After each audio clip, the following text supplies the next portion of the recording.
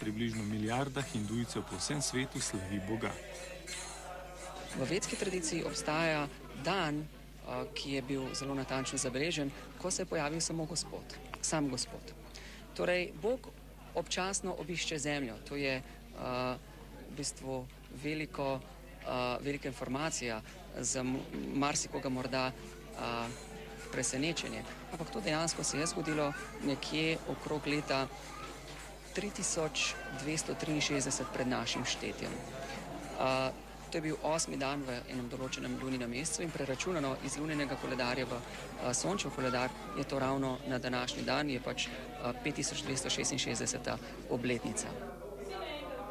Tudi v Ljubljani so v skupnosti za zavest Krišne ob tem prazniku pripravili bogat kulturno-religiozni program. Program je podoben kot približno posod po svetu. Se pravi, najprej se začnejo bažni, to je duhovna glasba, kjer pojemo Krišnova imena, na kar sledi ples pred božanstvi.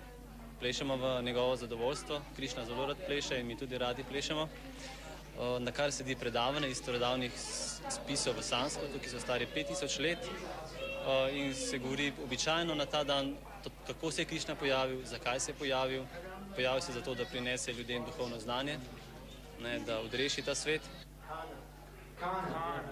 Mi praznujemo njegov pod narekovaj rojstni dan, kajti ko Bog pride na zemljo, se ne rodi v materialnem fizičnem telesu, takšnem, kot ga imamo ljudje na zemlji, ampak pride v transcendentalnem telesu, v telesu iz duhovne energije.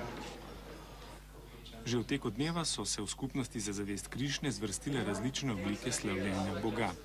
Med njimi je tudi sprevod, ko otroci po dvorišču vozijo kipec Krišne na vozičku, tako da so tudi oni del duhovnega vzdušja na praznovanju.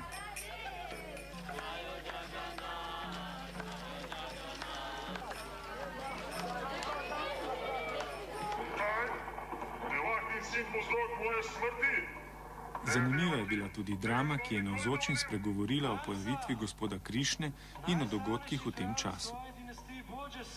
In vsi ljudje te poznajo kot neustrašnega bojevnika. Pomen teh dram, to ni samo religija, ampak je celotna kultura. In v tej kulturi uprizarjamo takšne drame zato, da se spominjamo zabav Gospoda in zato, da mogoče ljudje, ki samo prebirajo knjige in ki nimajo dodatnega stika s to kulturo, lahko nekako v praksi, v sliki vidijo in si lažje predstavljajo, kako so izgledale osebe, kakšno je bilo dogajanje, kakšna je bila scena in podobno.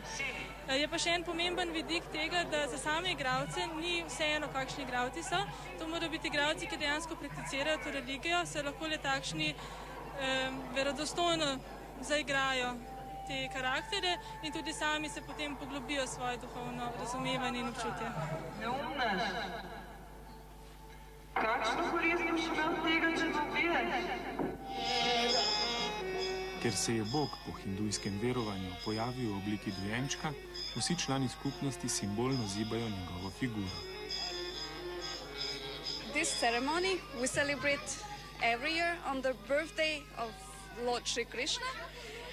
And on this day, of course, he is in the form of a baby when he's born. And in the town, in the village where he was born, his mother and his father celebrate this swinging ceremony for him, and the parents invited the neighbors and from other villages all comes to look at the baby. And also we know that Krishna is the Lord, the Supreme Personality of Godhead, and in this way it's also a way of serving him, render service to him. So we swing him in this way.